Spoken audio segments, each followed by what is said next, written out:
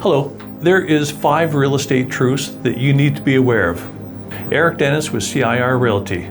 Let's jump into the 5. So the first one is, generally speaking, your first offer is always the best offer. That is when there's most excitement. That's when you are the fresh product on the market, if you will. So that's when you have most interest, and that is when buyers are willing to pay a little more money than, say, down the road. The second truth is, yes, the listing agent wants to sell it as quickly as possible, but not for the reason you're thinking. The actual reason is the agent knows the quicker an offer comes in, the quicker it sells.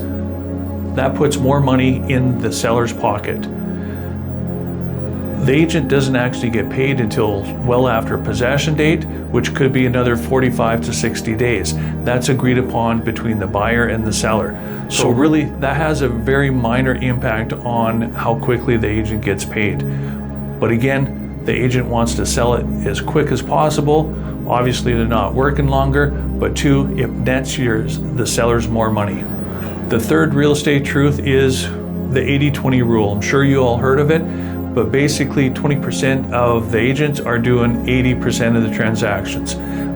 In Calgary, I would venture to say it's slightly higher, and also I would suggest that is quite similar in other markets. The fourth truth is, properties that are prepared or properly staged, they sell for more money in less time than, say, not at all.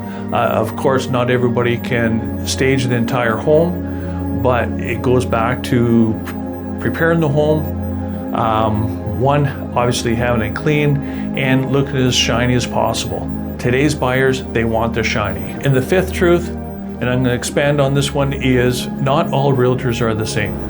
If you look at it kind of like siblings, they come from the same parents, but yet they're totally different people.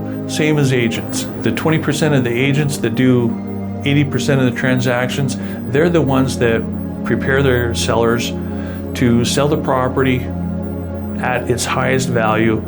They bring in a strategic plan, and again, they prepare the home properly for hitting the market.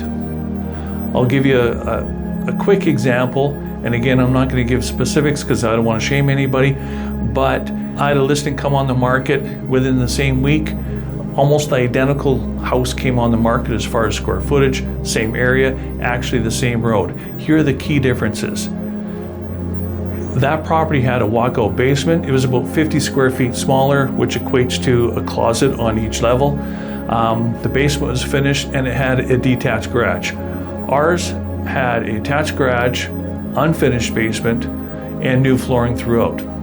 Again, we hit the market at the same time. We ended up selling for just under 99% of list price. That property sold 3.2% less than what we did. You may say, so what?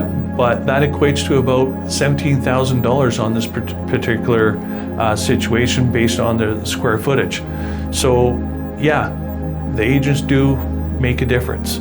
The biggest takeaway I'm going to suggest to you is, when you're looking for an agent, make sure you find it's the right fit for you, but they also have the right plan that suits your needs, and listen to what you are looking for and then make suggestions instead of saying, here's my square box and plugging you into it. Every agent, they have tons of different strategic plans. They're set. The question is, do they apply them? Hopefully this helps. If you have any questions, feel free to call me. Bye-bye.